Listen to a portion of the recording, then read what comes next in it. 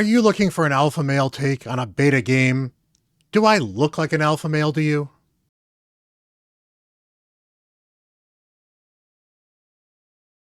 Hello, everyone. Bront here, and we are talking Godforged beta. Yes, we are in the beta. We have been playing for a week, and I'm going to talk about how it feels. It's a mixed bag. I mean, I kind of expected it to be a mixed bag. It is a beta. I expected bugs. There are bugs. I expected graphical anomalies. There are graphical anomalies. I expected a fun core to the game. There's been a fun core to the game. But we're going to talk about everything that I have kind of been working through, talk a little bit about what I've been doing in the game, some of the champions I pulled, or heroes, I guess is what I should be calling them. You know, it's the same thing. But we are going to talk about the game, talk about the state that it is in, talk about have they found the fun, talk about what they need to improve, and overall, my take on the game in its state right now, and do I think it can get to a state where it will be in a great shape later on. So I tried to play this on launch day. Unfortunately, I couldn't get it to run on launch day right when it started. And to be fair, that is not Godforge's fault. Everyone trying to hop in a game when it launches knows that there's a little bit of rough areas to it, and it's a little hard to get into the game. My problem as well is I had about an hour to an hour and a half to get the game, launch it, and then start playing before I had to go to work. And that just did not happen. That is not Godforge's fault. I hear there were some problems with some people connecting and downloading things initially. Not a huge surprise if you have 20, 30, 40, 50,000 players all trying to download at the same time on a server that is only built for that many of them. Well, that taxes the server. So that is not Godforge's fault. So the fact that I didn't get a chance to play in the initial few hours, not a major deal. I did get it working shortly after I got home from work, so by that time they had managed to get some of that stuff sorted out, and everyone was not hitting the server anymore, downloading everything, so I believe that helped as well. Did take a little bit of troubleshooting because I did have the alpha, but overall, everything worked fairly smooth, and it's overall been not too bad of an experience to get the game running. And overall, it was an interesting, enjoyable, immediate experience. I got the champions that I'd used in the game for free immediately. I got a couple of extra things to go on to. With just a little bit of looking around, I found there was a little bit of a Scion quest that was up here. It was actually really nice, where if you did all those quests that were mostly very easy to do, you just had to pay attention to which ones you were doing, you could then get yourself a free, what is it, the Flawless Prism right here. And the first Flawless one you summon gave you an instant legendary, which is pretty cool. So I got an instant extra legendary immediately. On top of that, you could actually use these gems here in the store to buy, well, you get the things right here. You could buy this thing and get some extra coin. Probably not a bad thing. Coin is definitely one of the things I am struggling to keep up with here. Or you can get the free gems here. I bought this 30 Ancestral pack with a bunch of mine and pulled a bunch of shards. I did get another legendary. I don't think that happened on the first day, but it was definitely kind of fun, and it gave me a nice way to get a bunch of champions early on. That said, I actually figured I might be earning these rubies a little bit faster than I have been, so I'm sort of just lacking in the resources here to get more of these shards to possibly pull and pay more of these champions, and it's otherwise I've been fighting with other resources management as well. I mean, looking at the champions here, I mean, the models are pretty decent. They're not perfect, like you can see in the hair right there. The hair, it definitely needs some work, but these are the type of visual polishes I expect to happen later on in development. Overall, the model, pretty solid. Is it on raid quality level? Well, you know, raid actually, probably some of the early raid stuff, it's as quality or maybe a little bit better. There's definitely more detail going on here. The model itself is a little bit better. The model is animated fairly well, but there's definitely some other options to the game as well that are causing problems. Like I said, hair is certainly a problematic. I think on Fenrir right here, you know, spoiler on one of the legendaries I pulled, his hair really looks bad, and it's, you know, it's an effect thing. Once the effect actually gets fixed in the game, which is something that's basically a graphic setting and a final polish level thing, it should look quite a bit better.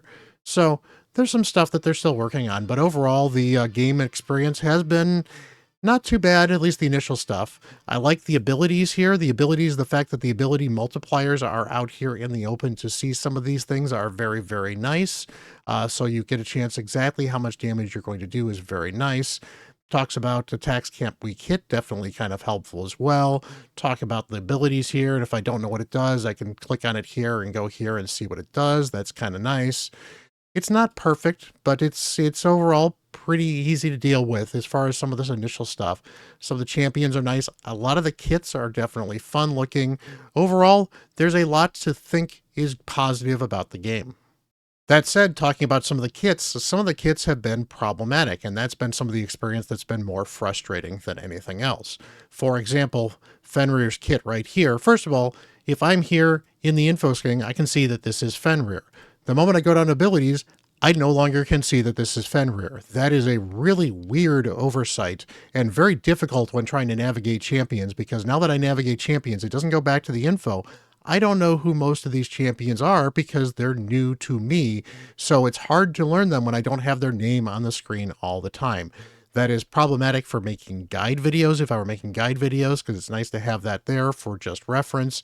And it's problematic for figuring out which champions do what, who they are, and why I can't see some of this stuff always.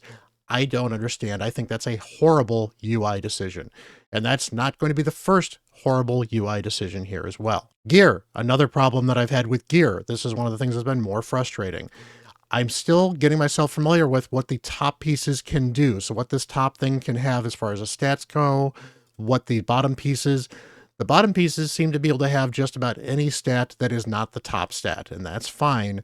It's just frustrating. On top of that, it was a little interesting to learn that you don't get additional stats as you roll these things up, which, to be fair, I knew because that's how this game works. Unlike a game like Raid, where if you roll it up to the third stat, you suddenly get a new third stat. This one, these stats improve at every 4 levels, and these are just kind of ratings for how they are. And the closer you are up to the top, the more you are towards a max roll of that particular substat. So this one here has rolled well on attack and well on accuracy for a +4. If I go to +8, it could get into this area right here, or it may not if it rolls badly. As you can see here on this then right here, I've got defense up here as well. But here's the problem. Speed, well, speed on the boots makes some sense, but I believe I've seen speed on the pants. I've also seen faith on the boots and faith on the helmet. I have only seen accuracy on this one gauntlet. I have gotten 0 accuracy things other than this one item. Some of the rates on these things seem weird. The fact that I don't know what abilities I can have on what particular items is very frustrating. And to be fair, some of this is stuff that maybe it's documented somewhere that I have not seen. Maybe it's on their website. But the fact that it is not obvious and there's no way for me to figure that out, very, very frustrating. And honestly, it's been frustrating farming gear because farming gear seems to be so random, where I don't know what stats I'm looking for on what pieces, so I can't farm for specific pieces in some of the campaign stages. And meanwhile, the dungeons, I'm having problems with the dungeons as well. But here's the thing that's been really, really frustrating with this. If I wanted to look for, say, show me all the accuracy stuff, first of all, these are flipped around. Instead of clicking here to get accuracy, it doesn't work. You have to click over here to check that box for accuracy. I guess that's fine if there was a button for select/unselect here, but honestly, these buttons make you think to click here, and they don't work there, they work off center. Except for they work here, fine here, they work fine here, works fine here, works fine here. So there is clearly a problem with that. It's just not great. It's very frustrating. On top of that, okay, it looks like I do have a couple more accuracy pieces. I guess I may have lied on that one, but it's been frustrating because now, as I mentioned before, there are other pieces that have speed, for example, or faith. So let's go take a look at faith. Well, there's no places that have faith on here. So now that I have to go back, I can't change what piece of gear I'm looking for here, so I'll confirm that here. Now let's go to boots, where I know I have faith. Oop, my filter's gone. Now I have to go set my filter again. Okay, now I can look for faith here. All right, let's go take a look, see how about helmets. Do they have faith? Oh, nope, my filter's gone. Now I got to go bring back to the filter. I cannot filter like this to see all of the gear that I have, making it so much harder for me to see what I have in the gear here. This has been infuriating for gearing champions. On the other hand, I can go into the bag right here and take a look at all this gear and see, oh, I've got this helmet right here. I've got this thing right here. And in fact, I can actually filter right here. So, hey, I want to see what I've got that's got faith. Hey, look, now I can see that there's two different types of items that have faith. This is kind of cool. Well, hey, maybe I like this particular boot. I'd like to roll it up. I can't. I can't roll it up from this screen. I have to go and find it on the other screen and roll it up. And then I need to figure out which champion I want to throw it on. That's, I guess, fine. But the fact that I cannot roll up gear from the screen where I can see all of my gear is annoying. The fact that I cannot see all of my gear in any filter is annoying. It is very frustrating to gear champions when I can't see all of the gear and I can't bounce between the different pieces without having to click on the piece on my champion first. So talking positive and negatives, the weapon system is definitely interesting. I like the weapon system at its concept. I like the fact that I have weapons here that I can slowly but surely level up. I like the fact that they add additional stats that are significant but not super powerful. And I like the fact that I can do imprints on these things. For example, I've got this legendary shield right here with the Sun Wukong imprint that gives you ally attacking and you revive on a fatal hit. That is definitely nice to have. It definitely helps for keeping a champion alive, and we'll get into later why that is actually even more frustrating.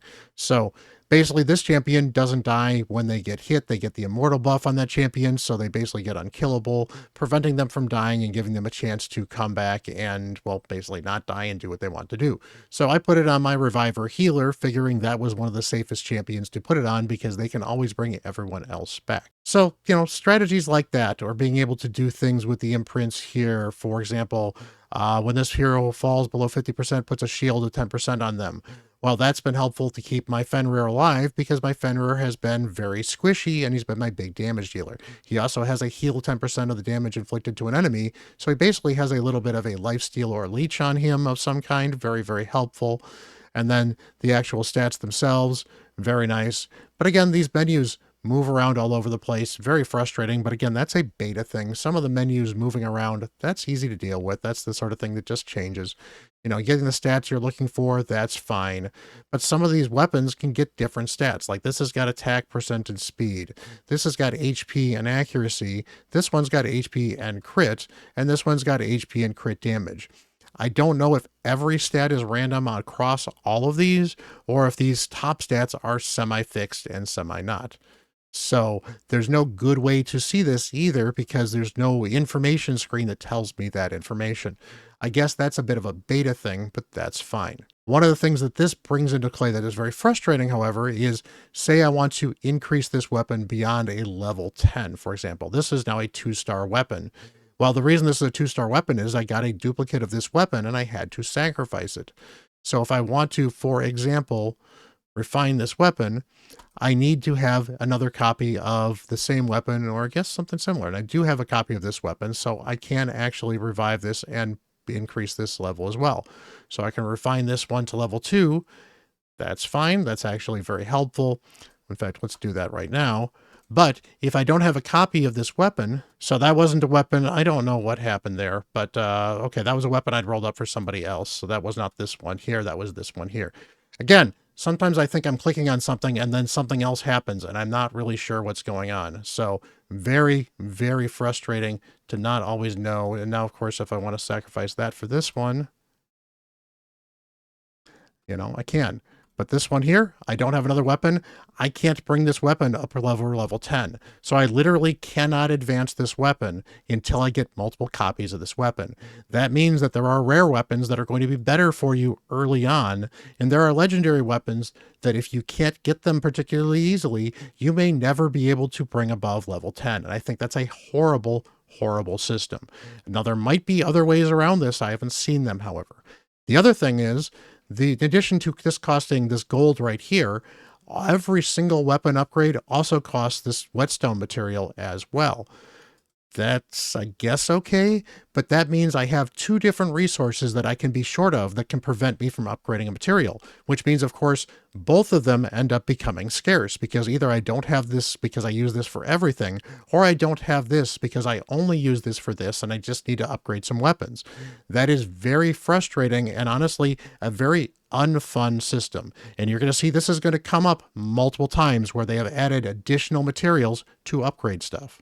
So let's take a look at this particular helmet right here. I want to enhance this more. Well, I need this Revanite stuff. So now I have additional materials that I need to level up my gear. So if I want to level this up further, okay, I'm going to run out of silver beforehand or gold or whatever you want to call it. That's fine. That's understandable. But also, I need this Revanite. And this Revanite is really easy to run out of as well, especially as you are rolling stuff up. So basically, you only need gold for the first 4 levels. Then you need this level for the second 4 levels. Then you need this for the third 4 levels. And then you need this for the fourth 4 levels. And how do you get this stuff? Well, you can either farm it directly, you can buy it from certain chests, or you get it from selling gear. But the problem is you don't get any silver or gold from selling the gear. You only get this stuff. So selling gear is not a way to get gold, which is not super intuitive as well. And then you only get this stuff. So you can farm gear and not get the resources you need to level up the gear you're farming. Now, talking about the heroes, I have a couple of heroes I've pulled here. Now, I've been working on Lady Zoc because I like the concept of bleed. And bleed's kind of fun, but I found that the bleed has been difficult to deal with because I can't just seem to get it to stack particularly well. Now, she's got a 35% chance to place bleed on that skill. You've got a 25% chance to place bleed with this skill. Actually, it's an 80% chance to bleed. I'm sorry. That is an AoE as well. And you've got the speed up here on this one as well. And then on top of that, she does extra damage to every stack of bleed. So that can certainly stack her damage up quite a bit. And in fair, if we look at the upgrade, I have upgraded all this stuff as well. So this was a 20, goes up to a 35% chance. This is an 80% chance. It looks like this, I don't know if this is a 100% chance. I don't know if this is a 50% chance now. I thought these things used to rank up in the descriptions when you rank them up. I guess they may not anymore. A little frustrating, and particularly because you cannot see these things as well. Another UI issue, but again, you know, you're going to get UI issues. That happens. This, however, does highlight one of my least favorite UI issues. See this X here? This is kind of how you back out of things. You see this plus here? That kind of looks like the X in some menu, like this X right here that lets me X out of this thing right here. So I will regularly go into areas where I'm trying to do something, looking for that X, hit this plus, and boom, hey, you can buy rubies. That's not helpful. Not helpful at all. And it's really a UI design that they need to fix this to make it is not the same as the exit menu for certain things. Plus, the exit menu in many cases is not obvious. There's not a universal, there will be an exit up here. In some screens, there is no exit button. And in fact, I've been stuck in a screen because the exit button didn't bother to populate. Again, that's a UI issue. That is something that can be fixed, but it's definitely very frustrating and has made playing this game difficult. But again, talking about champs, I've been really happy with Fenrir. And again, having him in that lifesteal weapon, that's been very helpful. He does a ton of damage. I've got his crit as maxed out as possible because honestly, I'm still having trouble farming any gear at all. I've got this guy because, again, I want Fenrir to work with bleed because he has some cool stuff with bleed, and we'll talk about his abilities here. This guy's throwing bleed up here. He's got a good chance of placing bleed on this A1 right here. He's got some good chance of placing bleed on this one right here, and then does more bleed as well. Then attacks everyone else. I really wish he'd put more bleed up than just this 3 stacks of bleed, but hey, he can stack some bleed up. It's kind of nice. He gets some AoE bleed with this as well, so not too bad. So he's been very good to go with my Lady Zoc and, of course, my Fenrir. Now, the problem I have with Fenrir's kit is the only time he places bleed is he places bleed on his ultimate right here. But he wants bleed to be able to do cool stuff with the rest of these skills as well. The problem is, how is he supposed to build up bleed when this skill will happen less often than this skill or this skill? And when some of these skills are, if the target's under 10 stacks of bleed, how are you ever supposed to get under 10 stacks of bleed if you're putting 2 up at a time on this ability. This kit feels backwards. Honestly, this ultimate feels like it actually should be this skill, and this skill feels like it should be the ultimate. In fact, I would not be surprised if they actually were flipped, because look at the damage on this skill. That is huge.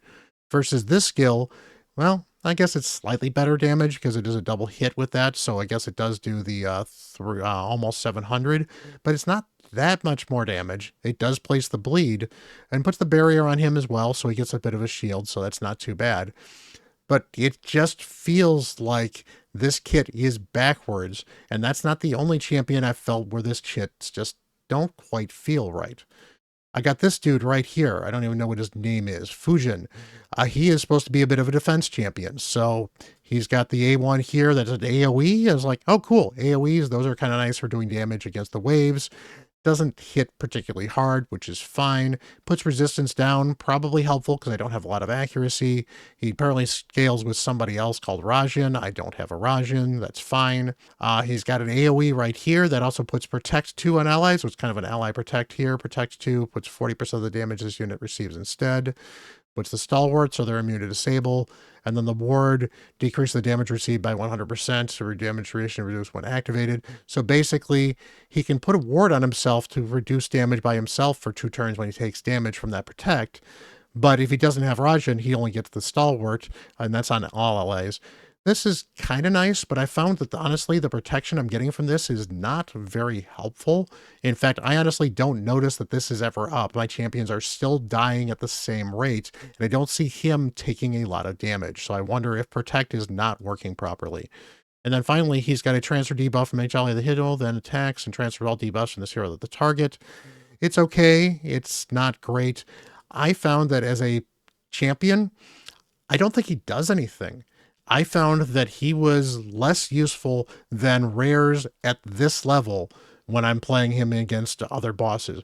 I just don't find him to be particularly useful, which is unfortunate because I invested a lot in him thinking he might be kind of interesting because he was a legendary. And he's not. He's not helpful. He doesn't do anything. And then Isis. I want to like Isis. Isis was insane in the alpha. I loved having Isis in the alpha. Isis helps get your divinity up. It does, and fair. I like the ultimate system. I think the ultimate system is good. But what I was very frustrated with is this revive that happens right here doesn't work. Revives do not work in this game. Revives are broken, and I don't know how Godforge released a beta where revives were not working.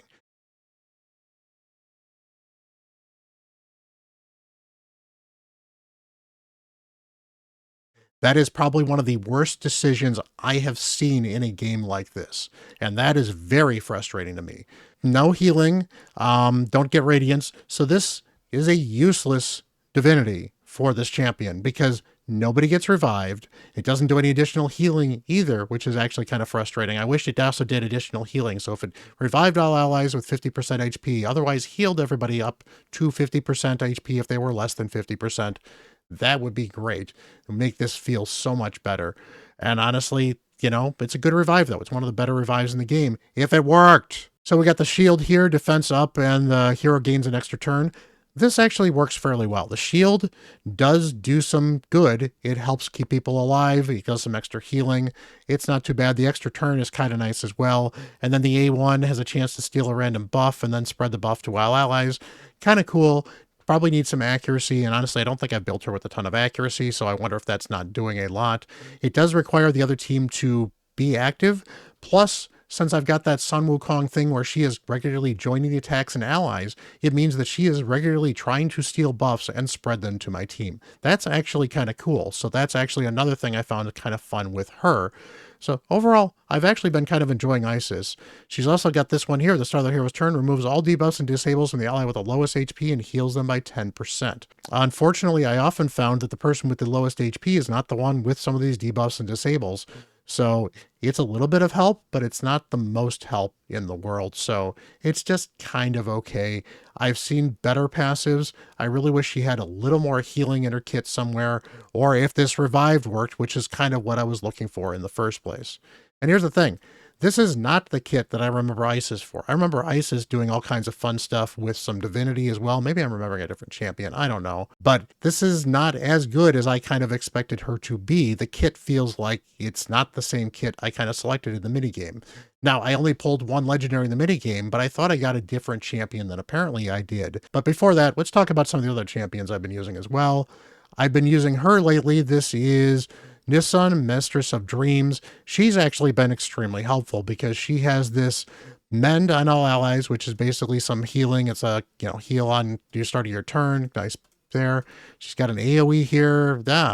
Not an AoE, but it's an AoE heal. So she got a heal right here on her A1, which is definitely very, very nice. Honestly, she'd be another good champion to get in that ally attack type set. And then she's got a revival here and puts block debuffs on everybody for 2 turns and restores all allies and put the block debuff if there are no dead allies anyway. So this is somewhat useful, but again, the revive does not work.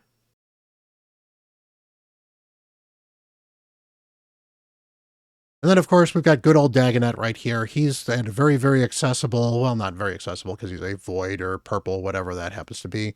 But he's got the lockdown right here. Not too bad. He has the defense down. Now, it's unfortunately defense down 1. I'd love that to be defense down 2. And then, of course, he's got a deck right here. Brings extra damage with defense down. Attacks each enemy with defense down. So you can do some extra damage there as well and steal some random buffs. Overall, he's pretty solid. He's a good champion if you need some of that decrease down. I've been trying to work him into some of the teams. The problem is I've been trying to build some of these teams around bleed, so it's been difficult to build them with bleed when I have champions that are just not putting up as much bleed as I'd like. Now, the campaigns are fine, and honestly, I've probably been slacking on campaign a little bit. As you can see, there are 10 chapters in campaign, and I haven't gotten through stage 7 yet. Honestly, I was hard stuck at 6 recently, and I managed to finally get past this. Some of these stages are 3-star stages versus 1 or 2 stars. And to be fair, there's some cool stuff here. Now, one of the things I'm annoyed about, I don't mind this visuals and development. I don't mind the stories here. I mind the fact that not only can I only skip this by pressing this button, but it constantly comes up every time I click on a stage, even if I have beaten it. So I constantly have to get through that to get to a stage.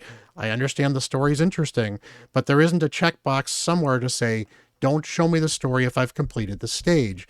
That would speed things up entirely. Or even a button to say, show me the story on the stage once I've seen it once. So if I want to go back and pay attention to the story, I can easily do it, not having to go in and go out and go in and go out. Very, very frustrating. See, if we go to the requirements for the 6 stars here, clear the stage, and clear the stage in under 20 turns are always these 1 and 2 stars. Now, here's the thing. This gets you a star. This gets you a star, which honestly, I would rather they just implemented this by showing a star next to it. And this gets you a star. You don't have to do all 3 of these at the same time. I mean, obviously you have to clear the stage, so you're going to get the first star regardless. But if I want to do with at least 2 Ekar or Varjaj heroes, and they have to be 2 of these or 2 of these, that's fine. That is 1 star. So I can do this, I can do this, and then I can go back and find a stage team that can clear it under 20 turns and do this, and then I can get 3 stars. But because these are all different and I need to invest in all kinds of different champions, well, if I look at my champions right here, and again, if I don't click on this heroes thing, do not click on this heroes thing in this screen. I'll show you why in a minute. Well, now I can say we needed these guys and we needed these guys. Ekar, that's right. So, okay, well, that's fine, but I can only use 1 of the 2. So I don't have any Varaj champions built, and I only have 1 of the Ekar champions built. So maybe I need to build 1 of these other champions and just kind of bring them along. That's fine, but I only have so many resources. Rolling up gear is painfully expensive. I can barely gear the champions I have without running out of resources. I can barely level up the champions I have without running out of resources. It's problematic. And so what am I supposed to do to farm with these resources? Well, in theory, run some campaign. But honestly, the campaign stages take 1 to 2 minutes for any of the stages that are actually giving me any rewards that are worthwhile. They're not really giving me a ton of resources either, so I'm not getting a ton of XP. And the longer I run things, the slower the game starts to get. Also, one of the things I'm frustrating, don't click on this heroes thing. Hey, now I'm in this hero menu right here, so let's take a look at my heroes. Now I can make sure they're geared. We're ready to go. Okay, that's fine. Let's get back to the stage. Nope, I'm out here in the menu right here.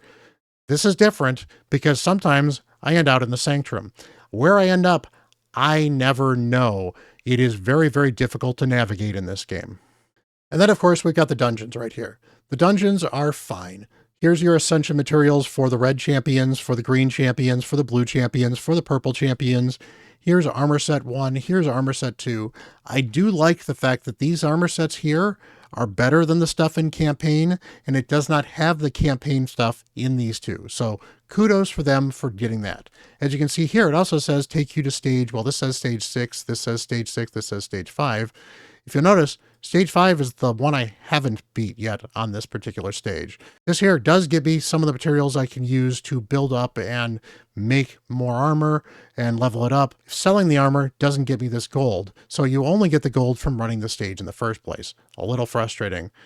This one here is weapon stuff. So this is where you get weapons crafting material. This is where you get, mortal aether stones.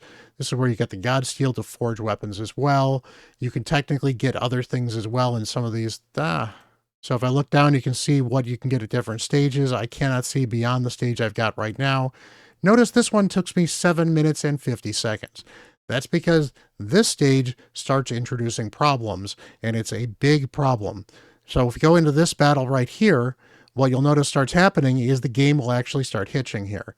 Now, some of these camera angles are just kind of weird and floaty anyway, but you see that little hitch that happened right where things are just kind of pausing? Anytime a character starts to do something, it kind of pauses and takes a minute to do something. So getting through this wave, which I can do fairly quickly if it wasn't doing that, takes a long time, and it's just very frustrating. On top of that, I've just been struggling to get champions that are fast enough to really, go fast. Plus, they're on constantly these stages at stage 4 and stage 5. They're one-shotting my Lady Zoc, and I don't know what to do about that other than rebuild her so she doesn't do any damage. So then, very frustrating.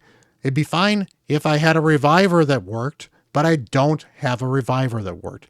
Absolutely infuriating. And as you can see here, this is just getting worse and worse and worse. I can beat the stage, not 100%, but this is just getting so bad. The performance is absolutely atrocious here. Now, one of the things I have noticed, and this is a shout out to the devs, is when I'm running these stages, my hard drive usage goes way up on the game. So I'm wondering if instead of loading things from memory and then running them from memory, it is constantly loading things from my SSD. That doesn't mean that my SSD is slow. I've got a high-speed 4th gen SSD. It's direct drive certified. It should be pretty quick to stream stuff from there. But if the game is constantly moving things around and loading things up, that is not going to work particularly well. And that could easily be some of the slowdown right here. But again, we're struggling here, and I've lost one of my damage dealers, so all I've got left is Fenrir. Now we're here a minute and a half on this thing, and this just takes absolutely forever because so many turns happen because of these little stupid statues. Very frustrating. One of the worst experiences I've had in a gacha game like this, honestly, is trying to run this stage, and it's very, very frustrating without having a reviver. So let's just kind of sum up my experience overall. Have I had some fun in these first 7 days? Yeah, it's been kind of cool fooling around with new champions, trying new things, working on armor. My problems have been that the systems in place prevent me from having fun in the game. The systems of having so many different resources that are required to do one thing make it difficult to build gear, make it difficult to gear out champions.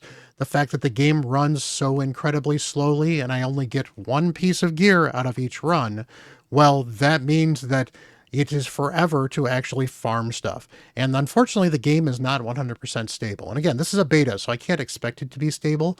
But I have had issues where the game slows down and eventually crashes and causes other problems on my system if I leave it running for too long. So I can't say, tell it to farm 50 or 100 times or run all my energy in this dungeon. It doesn't work. It doesn't work after a certain period of time, and then the game freezes, and then I have problems, and sometimes I've had to reboot my computer to recover the system. I have had weird UI bugs. In fact, I had a fun UI bug recently when I started this game up to film this video. this part, this little store overlay and all this stuff here, was still working while I was in a dungeon match. And in fact, hitting one of these things actually pulled me out of the missions. They've got these missions right here for Chapter 1, Chapter 2, Chapter 3. You know what mission is broken? This first one has not been fixed. So I literally cannot do any of these things because Clear Shrine 1 and the Stage Ascension of Hercules does not work. If I go in here and clear stage 1 and I'll run it in the background while we're going, it does not trigger. Unless they fix that. I don't think they fixed it because I've been trying that several times. It's very, very frustrating that you can't get these things to work.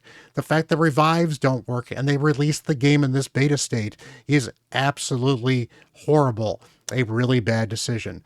Now, visuals will get fixed. Menu things can get fixed. I think they've made a really bad job of making this game difficult to navigate. Oftentimes, for example, if I leave the dungeons and then come back into the dungeons, it doesn't bring me to the main dungeon menu. It brings me to the last dungeon I was in. And if I back out of that, it brings me all the way back to the main menu. I often don't know where I'm navigating in this game, and it is very frustrating. So, can they fix that? Yes, that is a fixable bug, but it's frustrating that, oh, hey, look, they actually fixed this mission. So yeah, this mission actually worked. I was so stuck on that mission for so long. Definitely good to finally get that. And that's going to help me get some of this nice, nifty stuff right here because, hey, there's some actual nice stuff in here that would probably help me advance a little bit. And I've been stuck on these things because they weren't working properly. Godforge, you can fix this stuff. You've got an interesting concept. I like your weapons. I don't hate your gearing. I just think it needs more documentation. I do hate how gearing requires some weird ascensions. I do not like how your menus work. I do not like how you navigate your champions. Honestly, if I were to tell you whether or not I would say this is a game that should be worth playing, just needs a little bit of polish, no. This is not a game worth playing right now. If you're interested in playing this for a beta to give them feedback so they can be successful, then yes, this is a game worth playing because some of the core bones of this are good. There's some interesting ideas in here. I don't mind all the debuffs. I like the fact that disables and debuffs are split up so you can have people that cleanse debuffs but not disables and vice versa, and they're treated differently so you can get block debuffs that does not block disables and vice versa. I think that's actually kind of a fun chess move. I think the champion kits, however, feel a little bland. Some of them don't feel like they've been well thought out. It's very difficult to figure them out because it is hard to bounce between champions. It is hard to get used to what these champions' names are because I cannot see them in so many areas of the game. It is very frustrating to learn all of these champions for anew, and that's a normal Uplay experience. But it's tacked on to the fact that because I can't see the names of these champions and navigation is so poor, it is very difficult to get attached to my champions. It is difficult to level these champions up. The leveling up mechanic is just extremely difficult to do. And honestly, I think that they could do so much better with a lot of the UI features of this. And I really think this is a game where the UI gets in the way of the game more than it should, to the point where it is ruining the game experience. So that is my feedback on this game. Do I think you guys should still try Godforge? Yes, because I think you should make your own opinion on it, and then let me know down below. I would love to hear what you're thinking about so far. What are some of the fun parts? I mean, fair. I've had some fun building some of these champions. Some of these champions are kind of cool. I am actually kind of loving my Fenrir and going from a usual AoE is the best way to go to let's see if I can build a single target damage dealer killer because it's one of the best champions I have right now. That's kind of fun. I don't hate that. I hate the fact that my revives aren't working and I can't play the game I want to play because the game they have presented to me doesn't work as intended. That's a problem. So, hey, let me know what you're thinking down below. Would love to hear some feedback from you. I will try to do some more videos. If you got any tips for me as well, hey, I would love to get some tips. I have honestly been extremely busy, so it has been very frustrating for me to dive into this game more than a few hours a day. But my few hours of the day, so I've spent maybe 12 to 16 to 20 hours playing this game, and honestly, it has not been good. And I'm very saddened by that because I think there's a lot of potential in this game. But right now, they have made a lot of the mistakes that other games in this genre have made, but they have multiplied and doubled down on some of them and made them less fun.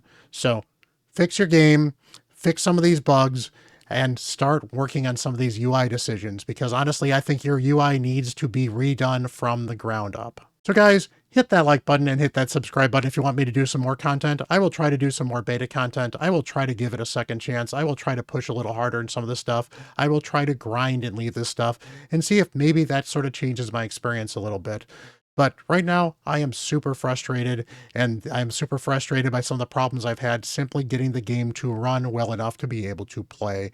And that is on a system that is a beast of a system that I should be able to do this without question. So hit that like button, hit that subscribe button. Appreciate you guys. Until the next video, I am Bront, Cat Herder.